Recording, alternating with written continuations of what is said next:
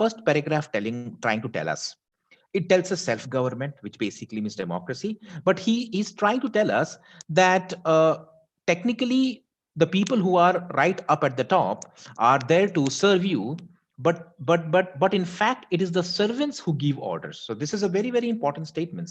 So the author wants to tell us that self-government is an inverse ratio to numbers. That's fine, but he's making a very important point towards the end, and he says that theoretically the people who are elected are the servants of the people, but in fact it is the servants who give the order. So this is what it basically means, that you are nothing. You are in fact electing people or electing the people who are in power, but you take orders from them rather than they taking orders from you. This is what the core message is there in the first paragraph. That's why he says that the less the value of any particular vote. So what is the author doing? The author is trying to look down on on the fact that you are a voter, but you are insignificant.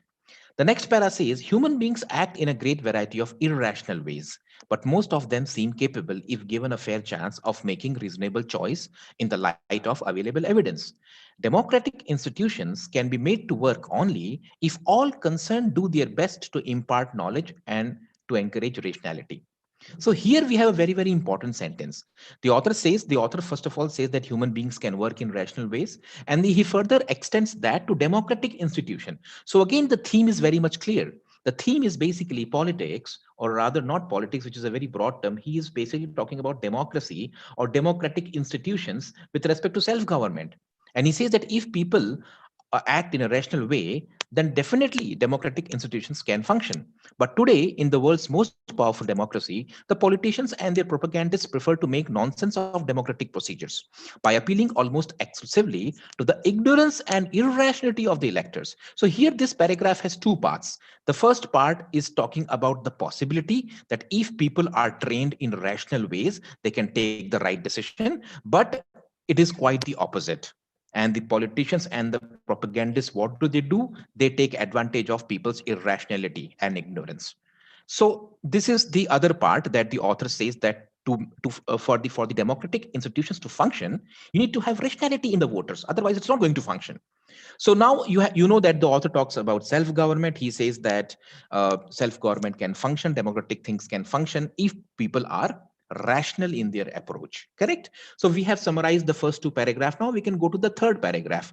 Now what I'm doing while I'm reading, I'm simply capturing the key stuff. So you might say that every time when I read something, something or the other will go out of your memory. No problem with that. But what do we get to know? The author believes that the voter can be rational, he can be trained for rationality.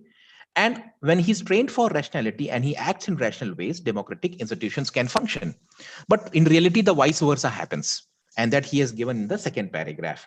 Further, if you look down here, he says increasing population. So I will just remove this marks here. And he says increasing population and advancing technology have resulted in an increase in the number and complexity of organizations, an increase in the amount of power concentrated in the hands of officials, and a corresponding decrease in the amount of control exercised by the electors. So what has happened here? Again, the author is repeating the same point that he had talked about in the first paragraph, that the voter is insignificant. And he's further saying that increasing population and advancing technology has added to the insignificance of the voter. Correct? He says that it decreased the amount of control exercised by the electors, coupled with a decrease in the public's regard for democratic procedures. Already weakened by the vast impersonal forces at work in modern world, democratic institutions are now being undermined from within by politicians. So this is what, again, he's trying to say the same thing, that democratic institutions function when there is rationality in people. But what is happening in reality? That democratic institutions are now being undermined by politicians and their propagandists. Both parties, we were told in 1956 by the editor of a leading business journal, will merchandise their candidates and issues by the same methods that business has developed to sell goods. These include scientific selection of appeals and planned repetition. Radio spot announcements and ads will repeat phrases with a planned intensity. Billboards will push slogans of proven power. Candidates need inattention to reach voices and good attention to be able to look sincerely at the TV camera. So the author says that basically the propaganda tools can fool you. That's why so you should be able to sincerely look at the, I mean, what happens basically, the author is trying to say here is that there is a great deal of propaganda tool available these days by which you can actually train the politicians to get votes from people. And he further says, inured to television and radio, the audience is accustomed to being distracted and does not like to be asked to concentrate or to make prolonged intellectual effort. Again, he's repeating the same thing. He says in this paragraph that rationality is very important from the voter's perspective. Only then democratic institutions will function. And here he says that inured to television and radio, the audience is accustomed to being distracted and does not make effort for what any does not make prolonged intellectual effort. The great issue of the day must be dealt with in 5 minutes at the most. The political merchandisers appeal only to the weaknesses of the voters, never to their potential strength. In no way attempting to educate the masses into becoming fit for self-government. They are content merely to manipulate and exploit them. So what do you think now? What is going on here? The author is now reaching a point where he's repeating his theme again and again.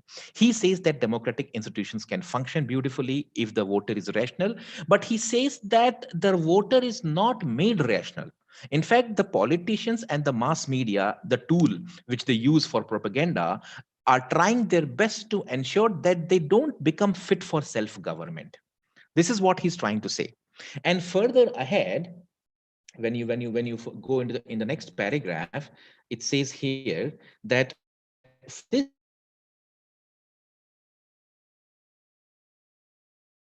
this all the resources of psychology and social sciences are mobilized. You might, when psychology is trying to explore your weaknesses and fool you. Carefully selected samples of the electorate are given interviews in depth. These interviews in depth reveal the unconscious fears and wishes most prevalent in a given society at the time of an election. Phrases and images aimed at allaying or, if necessary, enhancing these fears and satisfying these wishes. So again, what happens here is all things are given in great detail. But see, the point is that if you start reading it very, very carefully, what is going to happen? You are simply going to get, I think the voice is lagging. Yes, I think there is some issue with the internet connection, but I think I think it's back. Okay. So it says here, these interviews in depth reveal the unconscious fears and wishes most prevalent in a given society. Phrases and images aimed at allaying, enhancing these. Now, what is happening here is the author is giving lots and lots of psychological stuff and the psychological tool which is used by in mass communication. But what is he trying to say? He's trying to say that psychology and social sciences resources are mobilized and set in motion to basically fool the electorate. And this is nothing but a detailed expression of it. So if you don't understand this part of the paragraph, there is no need to worry about it, because from here till here, the language is becoming more and more complicated. But what would you do? Would you read this 5 times to get a better understanding of the passage? It doesn't make any sense. You know that this paragraph is talking about psychology and social sciences, and that is the reason why phrases and images aimed at allaying, enhancing these fears are basically used symbolically. After this, the political campaign is ready for the mass communicators. All this is now needed. All that is now needed is money and a candidate who can be coached to look sincere. Which candidate? The political candidate. That is how Rahul Gandhi is being trained. You know that you should face the camera, look this way, look that way, make this kind of statement. He might be a fool, but because he has been trained under the new dispensation political principles, plans for specific action have come to lose most of their importance. So when you read this entire passage, what do you realize? The author definitely talks about politics, and particularly he talks about democratic institutions. But he makes a very, very strong point. He says that democratic institutions can function when the elector, when the person who is electing is rational. So rationality is very important. But what happens? He says that the people who are contesting along with their propagandists are trying their best to ensure that the electorate is not rational. So they play upon your fears, they play upon your anxiety, and they keep on fooling you. And what do they have? What tools do they have? The tools of the mass media. So this is basically the central idea of the passage. Now, if you ask me that in this passage, like, what have you done? Have you tried to break the paragraph into bits and pieces? I would say no, I haven't tried that. What I remember once I finished the RC, once I finished this passage is that it starts with self-government, and then the author says that actually the reverse of that happens. The people who are elected as servants become masters. And then he further says in the next paragraph that rationality of the voters is definitely possible, but the voter is not trained for that. The politicians ensure that you remain ignorant and irrational.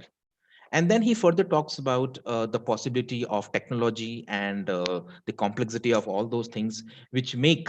So if you look at this here, the author has used the word radio, spot, billboards, and all those mass media tools using which uh, the uh, the candidates can go ahead and fool the electorate, and also play upon the fears of the electorate. And further, then the word television has come, and then the word psychology and social and all those things have come. So what is happening? The author says that the mass media tools and psychology and social sciences all come together, and they ensure that you play on the fears of the people, the anxieties of the people, and that is how you win elections. And that is how you don't ensure that the electorate becomes rational. So that is the two pillar which the author is discussing in this passage, that it is possible for the electorate to be rational, but then the politicians and the mass media and the propaganda tools, they all come together to ensure that you don't remain rational. Because if you become rational, then the democratic institutions will function beautifully. And in that case, the people who are not fit for power will be out of power. So that is the whole thing here. And once you have understood the central idea, then you can go to the questions. So what do we learn from this short passage? We learn that it is very important to connect the things that you understand with the reality. So for example, someone asked me that in exam, which kind of passage should we start our RCs with? You should start with those kind of passages with which you can relate. And this is precisely the kind of passage that you can relate with yourself, because you are the electorate and you see this happening all around you. Now, there are lots and lots of sentences which you may have not been able to understand. So the problem that is there with most of us, that when we don't understand a particular sentence or a particular thing, we panic and we feel that, okay, this ye to samajh mein nahi aaya, mere ko main kya karu? I will give an example. For this purpose, all the resources of psychology and social sciences are mobilized. Why? For the purpose of manipulating. Which purpose? कौन सा purpose है ये? The purpose to manipulate and exploit who? The masses who are going to vote. ठीक है? And what happens after that? Carefully selected samples of the electorate are given interviews in depth to fool people. These interviews in depth reveal the unconscious fears and wishes most prevalent. So the moment you start reading this part of the passage, you will realize that you are getting into too much of nitty gritty. And look at this phrase: phrases and images aimed at allaying or, if necessary, enhancing these fears, at satisfying these wishes, at least symbolically, are then chosen, tried out. And look at this sentence. This sentence becomes too long. I mean, it starts here and it ends here. If you try to read this sentence and get every word and what it means, you will never reach the proper understanding. But what you can do is you can read in context, because this paragraph talks about psychology, because it talks about social sciences, and because it talks about exploiting the masses. Then phrases, images are all used symbolically to simply exploit the masses. और क्या बोल रहा होगा ये? और तो कुछ नहीं बोल रहा होगा ना? So when I don't understand something very clearly, I try to just relate it. कि भाई हाँ, what is the possible thing? The possibility is that phrases and images are chosen by expert for what? To train, and to train the people who are giving the interviews in such a way that they fool the masses. All that is now needed is money and a candidate who can be coached to look sincere. वही तो हो रहा है ना? You are being coached as an actor. So you don't have the sincerity within. But what is happening is that you are being coached, and then you have the mass media to project you as a very, very strong candidate. So the point is that even if you don't understand the entire part, you can simply pick bits and pieces and you can connect the thread. And that is what we mean by good reading. That I will not understand each and every part of the sentence, but there are certain parts which I'm able to connect. And then I can draw कि okay यार बात क्या चल रही है कि you are trained to use a certain language to look sincere, and that is projected through the mass media, and that is how you create the impression that you are a very, very good candidate and fool the audience. That's it, nothing else. So the idea is that whenever you come across a very lengthy sentence, a complicated sentence, just ensure that this must be connected with the earlier sentence in some way or the other, unless there is a contrasting idea or a contrasting opinion. And that's why we always say that whenever you are reading, you should keep an extra, you should keep an eye on the words like but, or words like however, because they all introduce contrast. But when these words don't come and the sentence is flowing straight away, that basically means that the author is giving this information, which is very much parallel to what has come in the earlier sentence. So even if you don't understand something, the chances are that by approximating the information, you can get the gist of this paragraph. समझ में आ रहा है ना? I hope everyone is following me, and this is the way to read. So don't simply get under pressure कि अरे यार मेरे को समझ में नहीं आ रहा, अब क्या होगा? नहीं आ रहा है, कोई बात नहीं. Just try to connect some of the words here and there, and you will get the whole picture. Is this clear to all of you? So this was apparently a complicated complicated passage. It had the content which we could understand, no doubt about it. But at the same time, the language was not very easy. But then because you could relate it with real life, what you have done is you have extracted the critical information from here and you have made sense of what is going on. उसके बाद में क्या करना है? अपने को सीधा question देखना है कि भाई क्वेश्चन में क्या है. Does the question talk about television? Does the question have in it the word radio? Does the question have in it the word billboard? So once you read the question, you will get to know whether the question is targeting the whole passage or whether it is targeting the specific part of the passage. And then you say, okay, boss, ये question जो है एक specific part से आ रहा है. Let me go there and check. Now, when you come back again to answer the question, you can do all the detailing along with the options to answer the question. समझ में आ रहा है कि नहीं? So the point is, you will never reach a situation where you would say कि boss, I can understand everything now. This will never happen, no matter how many RCs you solve. There would always be articles, there would always be parts of articles which you will never understand, which even I will never understand. But you have to make sense of the entire picture. How would you do that? By the process, by the method of approximation, by the method of connecting one with the other and guessing कि यार क्या बोल रहा है ये. And once your guesswork starts falling in place, you are very much into the job. समझ में आ रहा है कि नहीं? Everyone is clear about it. So this is the way we have to read.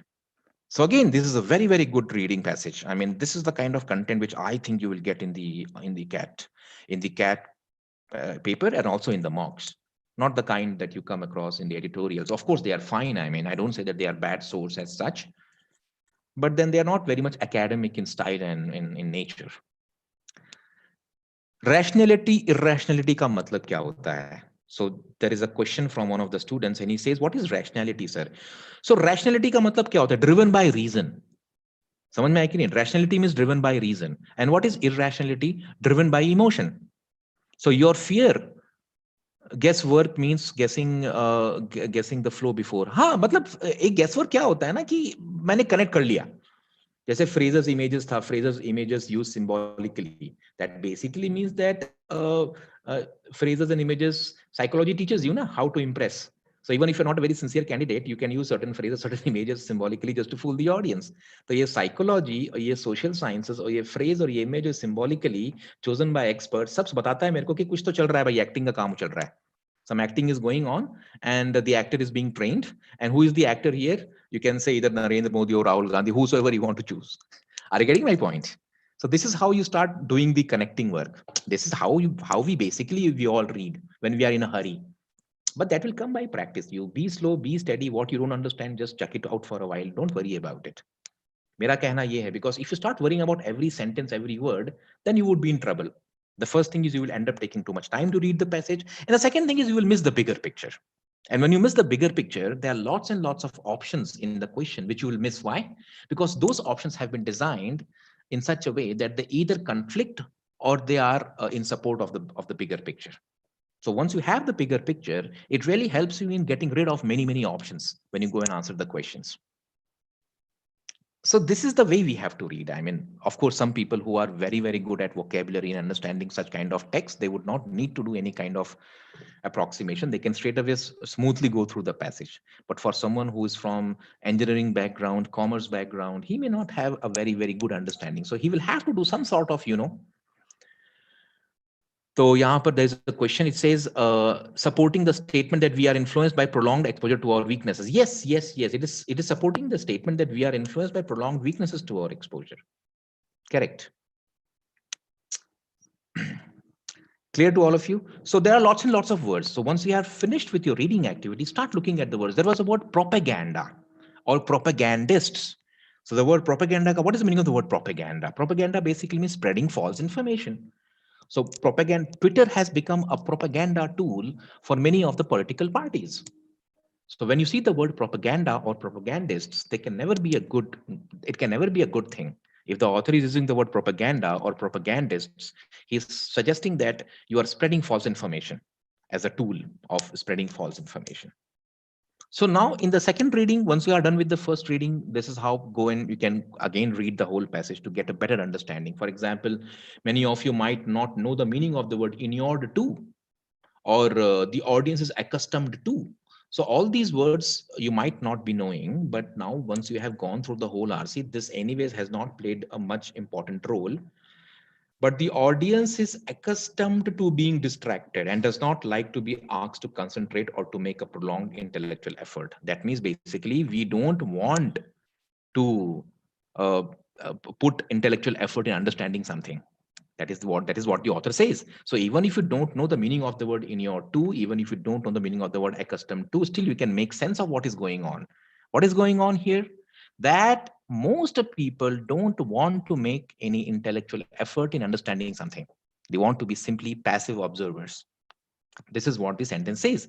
And because you want to be passive observer, you are a perfect tool to be taken advantage of by whom? By the politicians. Because you are willing to say भाई ठीक है यार मैं सिर्फ सुनना चाहता हूं, मुझे एक बहुत critical analysis नहीं करना है बैठ के. That is one of the reasons why many students they want to postpone their RC solving. Why? Because RC solving demands critical thinking, and that is going to take intellectual effort. So keep on postponing it endlessly. Are you getting my point? So this is how you can connect the dots. हम लोग बोलते हैं ना connecting the dots. So not everything will become explicitly clear, but you have to develop and understand again, it will not happen overnight. If you sustain with this practice for let's say 2-3 months regularly, and understand the material that you are reading has to have a certain level of difficulty. You can't read comics and fairy tales and say my English is improving beautifully. I mean, you might improve your vocabulary, but you're not reading subjects which are challenging to your intellect. And that is the reason why the articles that you read have to have certain heaviness. Otherwise, you will not be able to develop your ability to get used to any sort of article. समझ में आ रहा है कि नहीं? Everyone is clear about it now. So this is a perfect example. This article is a perfect example. And this is from one of the RCs that is there in the course. ठीक है? So that's it for today now. I have taken one article. I would have loved to take the vocabulary and all those things as well, but then the session gets prolonged. So let's start with this gradually. And if there is good attendance regularly, then we will start taking the vocabulary as well. Maybe I will explain to you the article if possible. But then the first job is to read the article the way I would have read it while solving the RC. Because the moment you try to become a scholar from the very first reading, then you will develop the habit of becoming a scholar. Then even in the exam, you will read the same way. So please don't develop the habit of becoming a scholar in the first reading. In the first reading, you should be smart. You should read the way you would have read it in the exam.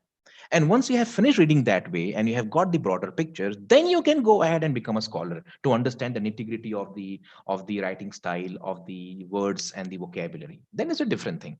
But your first reading has to be deliberately the way you would have done it in the exam, so that you get you get a firm grip on the reading speed. Clear हो गया सबको? ठीक है? So that's it, people. That's it. It's a short and powerful session. I hope you have liked it and it is helping you. Because अगर help नहीं कर रहा तो अपन बंद कर देंगे.